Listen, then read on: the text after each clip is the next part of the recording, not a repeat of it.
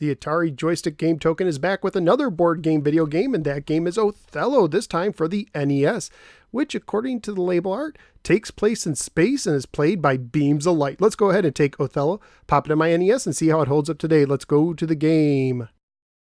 Othello was published by Acclaim and carries a copyright year of 1988. It is a port of the Japanese Famicom game that Kawada made a couple of years earlier. It was produced by Satoru Iwata, who would later become the president of Nintendo. Othello is a puzzle game for 1 or 2 players. It is based on the old game Reversi, which started in the late 1800s, and then was modernized and called Othello by Japanese salesman Goro Hasegawa in 1971. He named the game after the Shakespeare play, and actually the black pieces in the game are based on the character Othello, who is black, and the white pieces are based on his wife and murder victim in the play Desdemona, who is white, and the green board, consisting of 64 squares, represents a green field used for battle. Othello also has history with Nintendo, since the first arcade game they made and published was an Othello game. They also made a dedicated TV game version of Othello before they made the Famicom, which would be redesigned and released as the NES in the States. For the single-player game, you decide on which color you want to be and which of the 4 difficulty levels to play. Level 1 is the easiest. The computer makes decisions quickly and you can cancel moves as often as you'd like. In level 2, the computer thinks a little longer and you can only cancel 3 moves per game.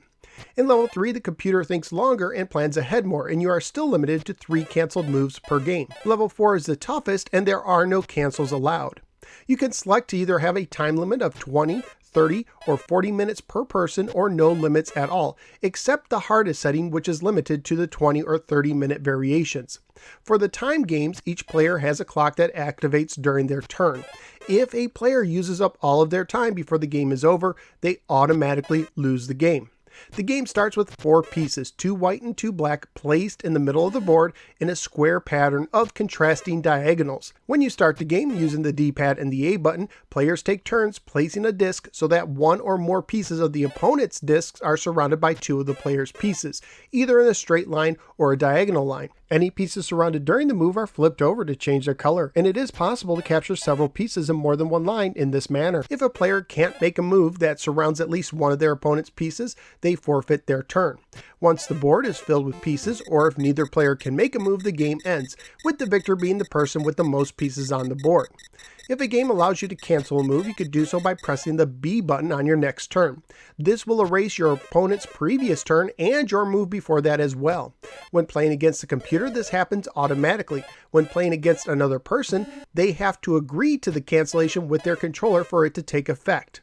Graphically speaking, as you'd expect, there isn't much going on, but the game does look decent for what it is. Music and sound wise, I liked the opening jingle, and the sounds in the game were okay. And naturally, this is a family-friendly game, unless when it asks you to enter your name, you write something naughty. Tisk, tisk. At the time I researched on eBay, loose games were going for $5, complete copies were going for $7 to $14, and new copies were going for $33 to $41, including shipping. So what did I think of Othello? Let me start by saying, just like I did in my review of Othello for the Atari 2600, that I'm not a big fan of Othello, and I'm not that good at it either. And this version was just too difficult for me personally, even on the easiest setting. This may sound crazy, but I'd rather play the Atari 2600 version of Othello. Yes, the NES version looks better, sounds better, and has more options, but I like how the 2600 version played faster, how it continually showed you your current score, and most importantly, how the easy difficulty was better suited for my lacking Othello skills. So where am I going to rank Othello? Well, for me personally, and these rankings are based solely on my personal enjoyment of the games, it's going to be ranked pretty low. I'd rather play the slow-moving baseball at 35, but I will give this an edge over the hard-to-control John Elway's quarterback at 36. So out of the 42 games I've now ranked on the NES, Othello is setting up in the 36th position. If you're a fan of the board game, you might want to check out the NES version, but for me, I'd rather play the quicker and easier 2600 version.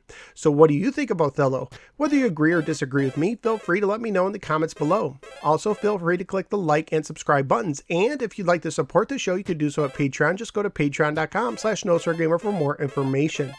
You can also follow me on both the Facebook or the Twitter, and I'm a member of the Retro Junkies Network. You can find more retro podcasts and videos at theretrojunkies.com. Thank you for giving me a little part of your day, and I look forward to seeing you next time in the next episode of the No Swear Gamer. Take care, everybody.